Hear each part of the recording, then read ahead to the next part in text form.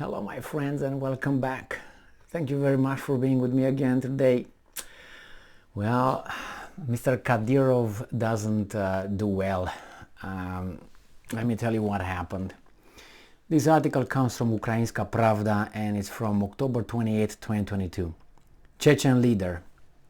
It is this little teddy bear right there. There's a teddy bear. There you go. All right, so Chechen leader says that 23 Chechen soldiers killed and 58 injured in Kherson Oblast.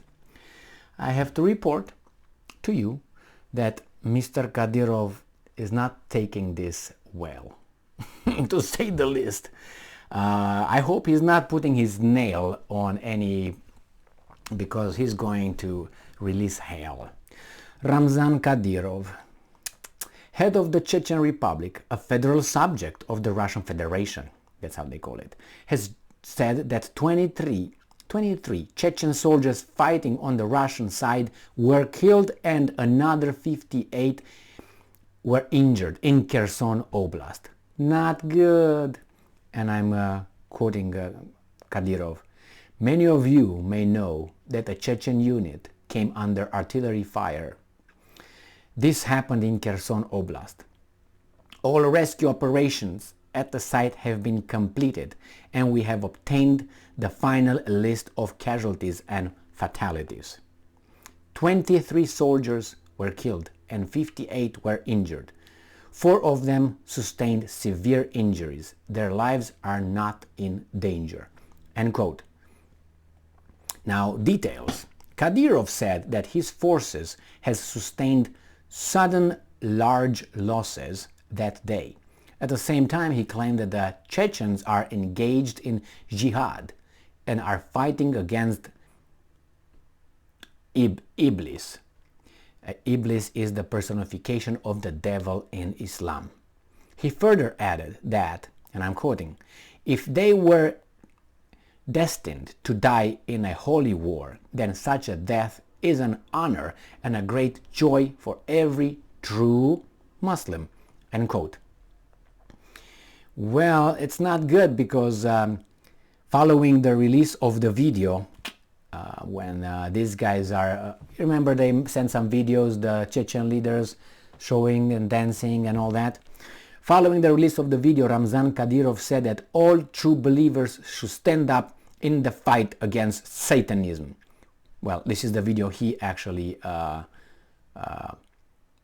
released, and called the Chechen soldiers struggle in Ukraine Jihad, an Arabic word which means holy fight against the enemies of Islam. No. So, if he makes such a fuss about this, that means his fighters must not have been blown up before like this, or the losses of the Kadyrovites, or Kadyrovids, however you want to put it, are not so great. Otherwise he would have, said something before. Well, there's no joy to have your soldiers blown up. You have camaraderie and other things that are going on. But good or bad, these people have had families, as the Ukrainians, as other people who fight over there. I don't know what he's gonna say now, because remember when the things were not going well in north, and the Ukrainians conducted that counteroffensive and were gaining momentum, he said that maybe Russia should use some tactical nuclear weapons in the area. Now for that, and then he criticized the generals and saying the generals who blew it up, all these things, they should be sent barefooted on the front and given an automatic weapon and go and fight in the front line. So imagine what goes through his head when he heard about this. Why? Because this, I think it's a personal humiliation, I would say. Besides other interpretations, I think he takes it as a humiliation of his soldiers, of his brave soldiers and fighters. And that's how war is. I'm pretty sure those guys inflicted some pain on the other side as well. So it's not like, you know, I'm trying here to shed some tears for these guys.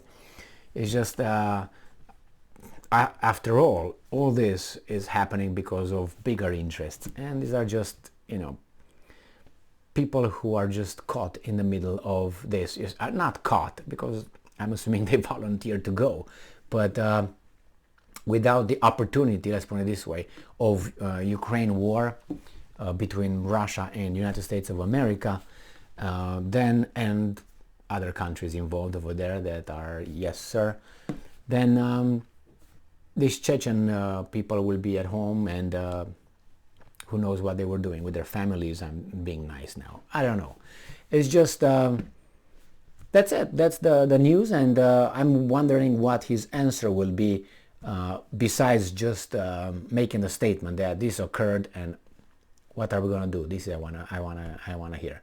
Always when something happens, you look back, you learn from that, and usually it's always something to learn, and then you adjust and look to the future and do something about it, or at least adjust in a way that you don't